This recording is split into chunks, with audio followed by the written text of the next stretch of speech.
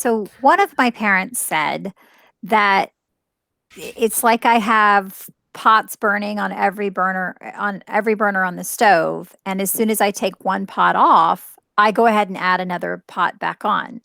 And I do think that I'm guilty of that. Like I think I find a hard time juggling how to know like when not to take on more and to keep my stuff manageable, but also to balance that with accomplishing everything that I feel like I need to accomplish or everything I feel like I need to do, not to Hmm. mention some of the things that I feel like I want to do. Hmm. Um, so I don't know. I don't know how to keep from getting to the point of overwhelm because I feel like I keep finding myself here. So you would think at some point it would be like, "Oh, don't do this or don't do this," and you won't end up back there again because it's not a good feeling.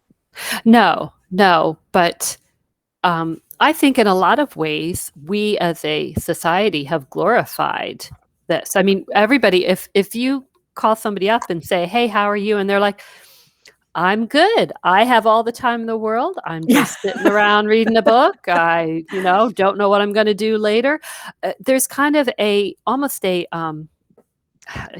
like a negative Right. feeling with that. We all want to Right. say, "Oh my gosh, I've been so busy. It's I've been almost so like a busy." badge of honor to have been busy or to have lost Yeah, sleep or to have, yeah, overbooked yourself. Like yeah, it yeah, is. It's almost kind of like an accomplishment if yeah, you are tired or if you are busy or if you've got a lot going on. And yeah. And I think it's we kind of have to stop that. I don't know. I Yeah, and I think there's some people who thrive on it, and I think, you know, what you have to ask yourself in some ways maybe why do I like this? yeah. Maybe I Yeah. don't like it Well, once I'm in it.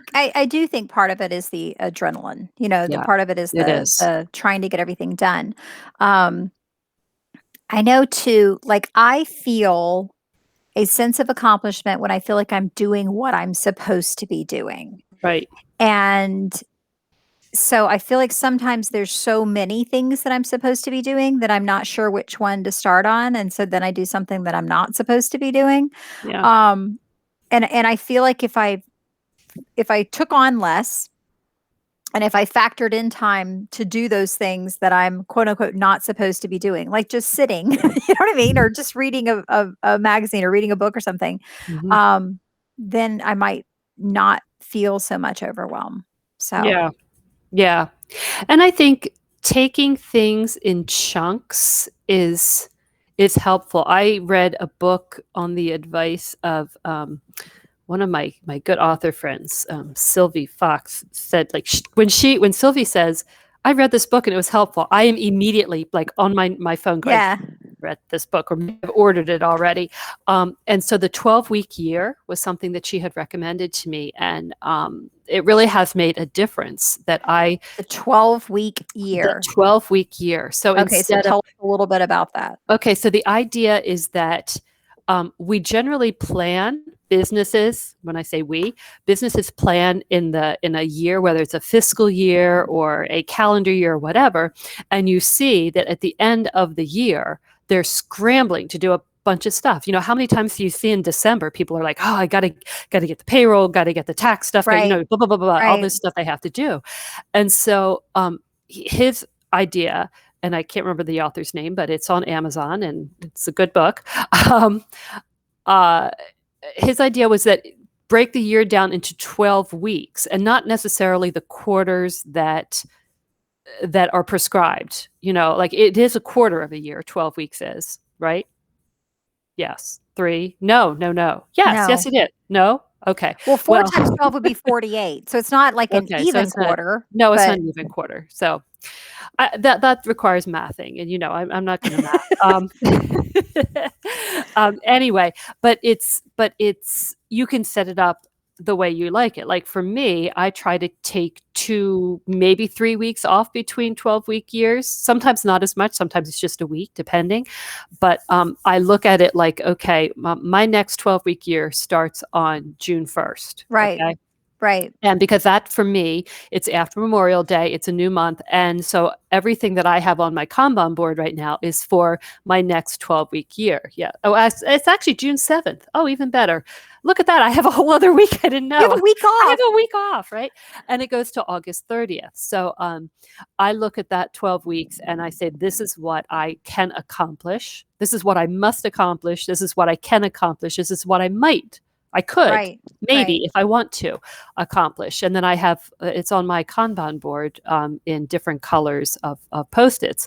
And the Sarah Cannon idea, does something very similar. Her exactly, right. heart breathing's HB90 Hmm. program. She plans by the quarter. Right. Yeah. But this way, I like it because I don't have to say that a quarter begins on thus and such a date, Right. because my experience has been that That doesn't my always work with yeah, your it calendar. doesn't always work Right. out for me. Yeah, and that way I can, because if you only go by quarter, that means you're rolling from one quarter immediately into the other, because there's not a week of rest or a 2-week Right. period of rest between quarters. There should be. But he actually suggests that you plan it that way, and then you take some time off so that you can thoughtfully and intentionally plan the next one. That's And good. yeah, it's worked very well for me. And it's the optimal time to accomplish certain tasks. And, he has all the science behind it. It's a good book and I suggest it.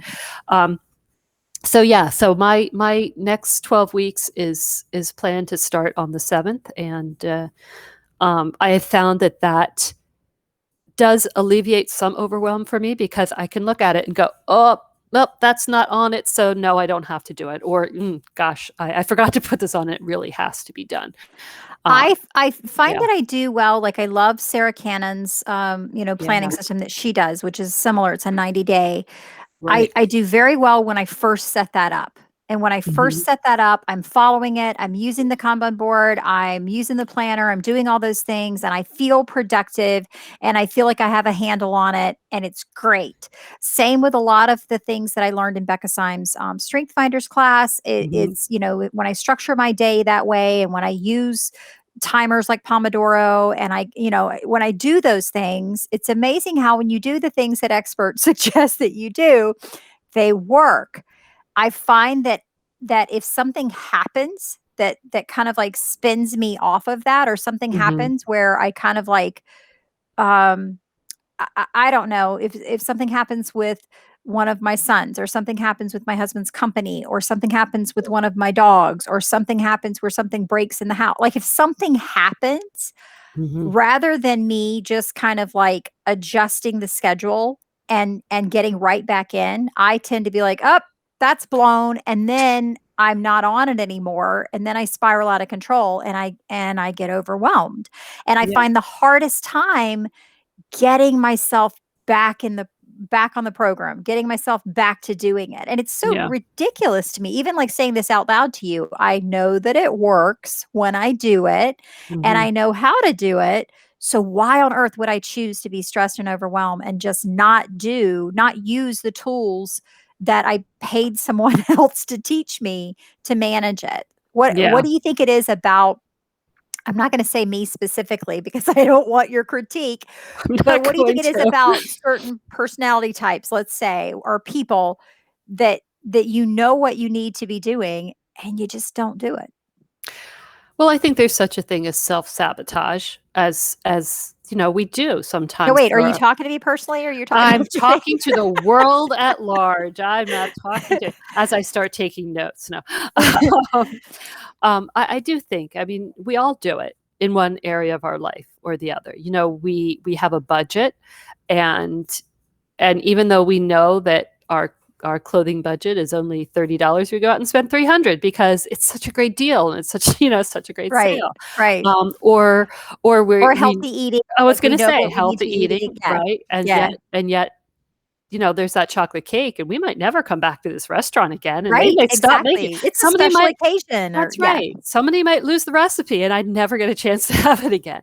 Um, and so we do that, and rather sometimes, if you are a certain personality, you do have a certain kind of all or nothing thinking. So I'm either completely compliant, or if I've stepped out, then, oh, well, it's done. I'm just going to have to wait until the I'm next just 12 weeks screwed. come. That's it. Right. Yeah. I Exactly. I unfortunately tend to I tend to kind of sit in that box of Yeah. once I've screwed up or once I feel like I'm off track, Yeah. then it's like anything goes. Okay, never mind. You Right. know? Yeah. I've often joked that, like, I so admire, figure skaters in the Olympics that, like, you're in the Olympics, you've trained for 4 years or your whole life basically Right. for this moment, and then you try to land that triple axel and you fall. But what amazes me is they get right back up and they finish the rest of the competition, even if they know that what just happened has knocked them off the leaderboard or what just happened has taken away any chance at a medal. They Right. get back up and they do it. And Yeah. I don't know that I would have that fortitude. Like, I think I would just get up, Be wave like, at the audience and be like, "Thank you. This has been great," and just skate on off because that's it. I know I've already screwed it up and I can't get it back. And it's something that is something I don't like about myself, that when I feel like I've screwed up too badly to get it back, that I'm like, "Okay, well, I screwed up. I guess I'll well, go ahead and have another piece of cake."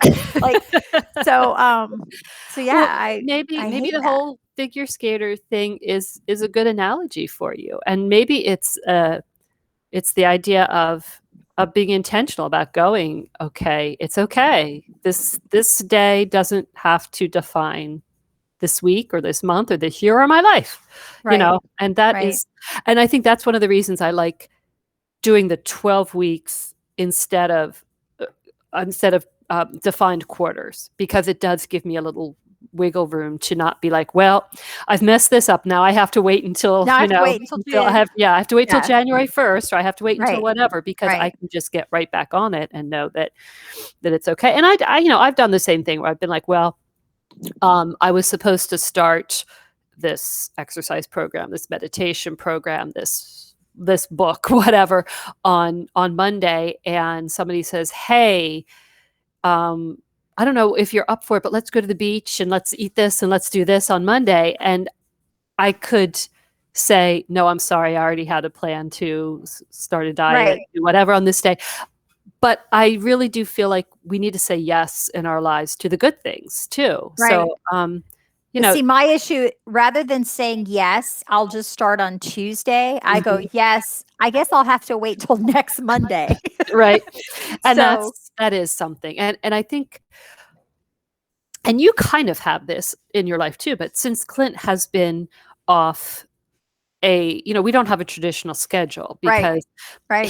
his Saturdays and Sundays are always busier than his Mondays through Fridays. I mean, they're pretty busy too, but he has more flex on those days. So I think I have learned that it's okay. Like, Tuesday's just as good a day to start as Monday or whatever. So, Well, and um, I think too, and I know you and I both have husbands who don't have traditional, 8 to 5 hours. right. And so my husband may come in at the end of his workday at 5 o'clock, and my husband may come in at the end of his workday at 1 o'clock. Yeah. And I think that he kind of has an expectation that I have obviously allowed, that when he comes home, my focus is going to shift to whatever it is that he needs Yeah. done or whatever it is that we're going to do together. And I struggle with figuring out how, like, okay, you may be home at 1:30, but I had planned my workday to end at 5. And so I need to, stay focused on this. Yeah. Um, I don't know. I do think a lot of it is discipline. I think a lot of it is, you know, willpower or like staying focused, staying with it. And I wanted to share, since I don't want us just to talk about the problem. I wanted to share some of the things you talked about the book, the 12-week Mhm. year. Yeah. I mentioned Sarah Cannon, for writers, has a wonderful, and I would say writers or any creatives, Right. has Yeah. a wonderful program called HB90, where she talks about this quarter program. Both of us have mentioned Kanban boards, which you can Mhm. see mine right there. Yeah, there's And it Sylvia's basically and is like an mine. organizational system where you have tasks that you set up and then you move them Mhm. down the board as they become priority or as they become completed. Um, Pomodoro timer that I had mentioned, like, that's basically where you set a timer. And I think part of it is because I'm competitive. I do find that the timer works for me when I set it. Like, you set a timer for a certain amount of time and you're going to Mhm. work on that task for that amount of time, with no distractions. And I do find that works well for me when I actually do it. If I set the timer and I'm like, okay, I'm going to write for this amount of time, or I'm going to work on marketing for this amount of time, or I'm going to do filing for this amount of time, Mhm. because then it almost like, it's almost like I'm running against the clock. And so I'm not going to, pop onto Facebook and check that. I'm not going to get up and go put the clothes in the dryer. I'm not going to do anything else because I'm on a timer and I have to get as much done before the timer goes off. So Right. I do think mentally that's a thing that can help you if you're feeling overwhelmed and you're feeling you've just got too many tasks. Pick a task and set a timer to work on that task. And then when the timer's off, take 3 minutes, take 5 minutes or whatever, and then pick your next task. Yeah, I also think it's very effective when you can, I like list. I love being able to cross things off list, and I feel definitely. accomplished as I cross things off list. Mhm. But I also tend to go, okay, what all do I need to get done today? And then I'll put 45 things on the list, and there's no way they're all going to get done. It's just not even Yeah, realistic. So I think it's also effective when you can narrow that down to what are the 3 things that absolutely have to be done today. And then right. you focus on those 3 things first, and then you can have your alternate list like, okay, well, if I get through those 3 things, what are 5 things I would like to get accomplished today? But I think breaking your list down into chunks or breaking your list down into small items makes it more manageable, because It definitely for me, does. a lot of it is mental, that if I feel like, oh my gosh, I'm not getting through the list, there's too much on here.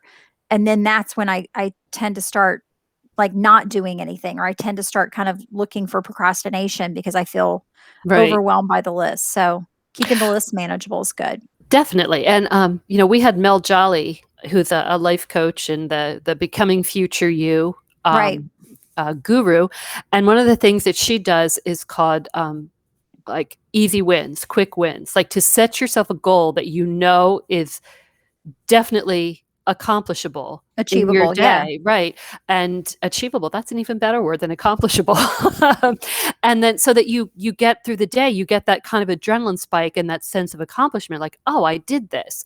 And she's really good at saying to me, "What did you accomplish?" I'll say, "Oh, I didn't do anything." And then she'll say, "Well, didn't you do thus and such?" "Oh, well, yeah, I did that, but that's not a big deal." "But You you don't did count it." it. Yeah, Yeah. right, exactly. She's really good at that. And so, giving yourself the ability to hit some easy wins is a good thing. And her course, Becoming Future You, reminds you that the things when you do this, You're you're setting not yourself up for success instead of exactly you're failure. you're doing a favor for future you. Yeah, and that's really helpful for me. Well, and it's funny, like when you say like things that are achievable or accomplishable. I do find that when it's something that I don't feel competent at, if it's something I don't feel confident with, then I tend to push it aside. Like rather than tackling that, I, Mhm. I tend to kind of push it aside. Like advertising, for instance. That's the bane of my existence. I absolutely hate dealing with ads.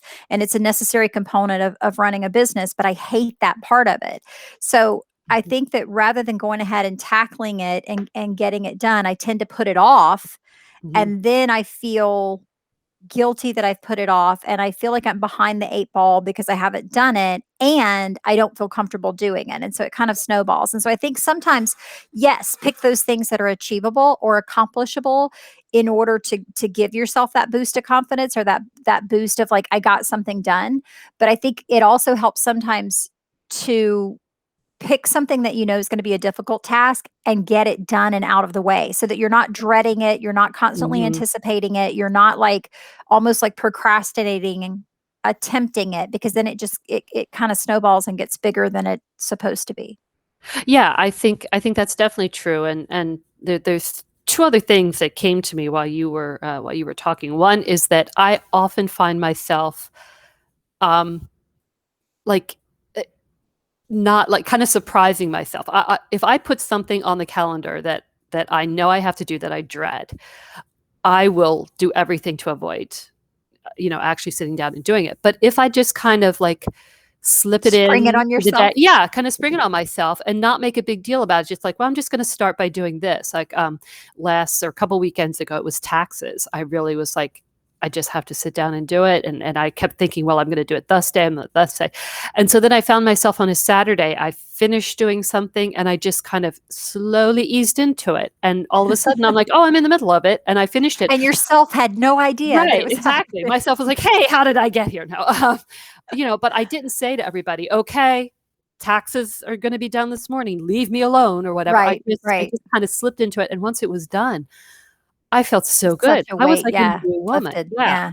The other thing is knowing when we can either delegate or give away or find a new way to do things. And one of the things I know you do is you have certain meals that come to you have your meals Right, that I are have meal delivered. service delivered, Right, yeah. exactly, which is a great thing because that takes one big stress off you. Yeah, I don't have to decide what's for dinner. Like, I Right, mean, I have to go in and pick the menus, but right, then it gets delivered and it's like a little bag that has everything in that I would need with the recipe that I would need to prepare it, and that has taken right. a huge amount of stress off of Yeah. me. Yeah, and I do it with grocery shopping. I have, a service that I mean, a lot of us do now, but, I know that for me, leaving the house, getting out to do it, and, and actually going around the grocery store is a big time suck for me. Right. So, I have a subscription that I can just go on and I can have groceries delivered every day if I want. And sometimes I do because I'll say, "Oh, I need this, this, and this," and then I'll realize the next day, "Oh, I forgot this, and this," and there's no minimum, so it's nice. And sometimes those things do cost more, like the grocery delivery Right. service or the meal delivery service. If I sit down and I work out what those meals cost me versus what it would cost me to go to the grocery store and buy the ingredients, it is a little bit more. Yeah, But I have to look at the time I would spend going to the grocery store, the time I absolutely. would spend trying to figure Mhm. out what I'm making and what I need and making the list and all that kind of things. And the stress level. If you enjoy cooking as you do, Right. it's a whole different thing. I absolutely loathe cooking and I loathe deciding what to cook and I loathe trying to figure out what all's needed. And Yeah. so for me, that alleviates stress to be able to do Mhm. that through a HelloFresh or Marley and Spoon like that. Right. It really alleviates stress for me. Um, and we have food. Yeah, and We it's a don't have good to thing. order pizza every night, which would be Right. fine with me, but my husband kind of, And we expects something different. And we all have those things. Like, yes, I do enjoy cooking and I love to do it. Yeah, the other day my husband said, "Oh, let's just have like appetizers for dinner or whatever." And he came home and we're having a full dinner. And I said, I had the time and I had the energy and I had the ingredients and it was great. I enjoyed, cooking this meal. Um, that's not for me a stress. That is a stress reliever. But there Yeah, are certainly a lot of other things that, I would rather have somebody else do. And right. if I can do it, and I, like you, I don't mind cooking. I do not like having to figure out what to eat. There's very little greater relief to me than to be like, "Oh, what are we having for dinner?" And then being like, "Oh, that's right. I already or we already made this Right, plan or whatever." I'm like, right. I mean, Fresh Market offers their little big meal, and it's you go in there and it's 20 or $25 and it's everything you need for the meal, and Right. I just go in there and put it in my little bag. Those Publix has something similar. Right. The nights that I have those, I am just the happiest girl. I'm like, I Yes. might have to cook, but it's all, I already And know I how would to do love to know, and this is a whole other podcast topic, and we can have it some other time, but I would love to know how it became universally accepted that the woman in the household has to determine what everyone is eating for dinner. I wanna like, Yeah. I wanna go back and find out who was on that committee that voted this policy into place. I would like to know if we could have different representation on the committee Yeah. because I don't understand. Like, you work, your husband works, your daughter works, your son works, everybody's going to eat, Yeah. but you're the person who has to figure out what's for dinner, and I Yeah. hate that. I hate that. Like, it's, like, so much stress, and I'm like, "Why do I have to figure that out? You figure I that out." Yeah. And I'll Like, say, happily, I have people who are pretty easygoing about it, but I will say, "What do you feel like for dinner tonight?" "Oh, I don't really care," it "Whatever. doesn't matter. It doesn't matter to me, It does whatever." matter because if I put, like, cat food on a plate and handed it to you, you might not be happy with that. So it does matter, and you Yeah. do have preferences. Yeah. So My son but is pretty good about that, about, saying, "Hey, let's figure it out." But yeah, so we hope that this whole topic has not overwhelmed anybody. We hope right. that you will Our purpose find. was not just to complain about being overwhelmed. No, it's Hopefully, we not. gave you some solutions or some No. And thoughts, as you something you said can relate to, if as you nothing said, else. and you're right, that what we're overwhelmed about, both of us, they're important, but it's not, we're not, Right, living on the edge of a cliff trying to right. figure out, you know, what we're gonna do. So that is, and there are people who are dealing with very real, overwhelm right now, and There are people who, like, setting a timer is really not gonna do shit for what their no. issues are, and we acknowledge Absolutely. that, Yes, so we do. We do. So, anyway, if you have ways that you have beat overwhelm or learned how to deal with it better, or learned please. how to stop from getting to that point. Yeah, there you go.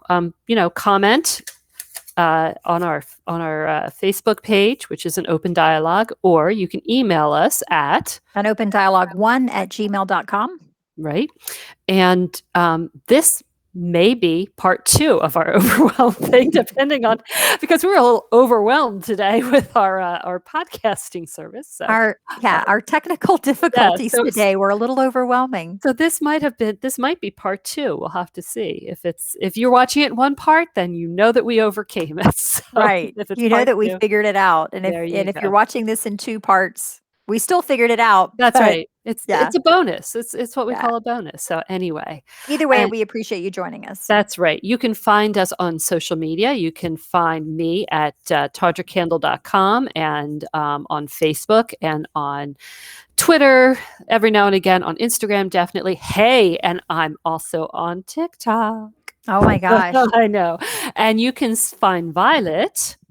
At violethowl.com. I'm on Facebook. I'm a voyeur on Twitter, so you probably won't see me post anything Yeah, I there. don't post much. But, Instagram and, I have a TikTok account, but I've done nothing with it. It's really more so that I can watch videos. Yes, same. But, yeah. And And we right hope. now, you probably won't find me a whole lot on social media because one of the things that I do when I'm overwhelmed is retreat off of social media. Like, I don't have time. I can't do this. So, yeah. We do both have Facebook groups, though, our reader groups, where you can Yes. find us too. We Yes. have the ultraviolets and the Yes. temptresses, so you can come Yes. find us on both and either, and come say hello. And we look forward to talking to you again soon, when we will all be calm and zen. The next time we'll just be Yes. sitting here like We'll this, be completely like underwhelmed. Rafiki. We'll be underwhelmed, but Underwhelmed. we won't be underwhelming. We will just Never. be very calm. So Right. have a wonderful week, and we will talk to you soon. Bye. Bye.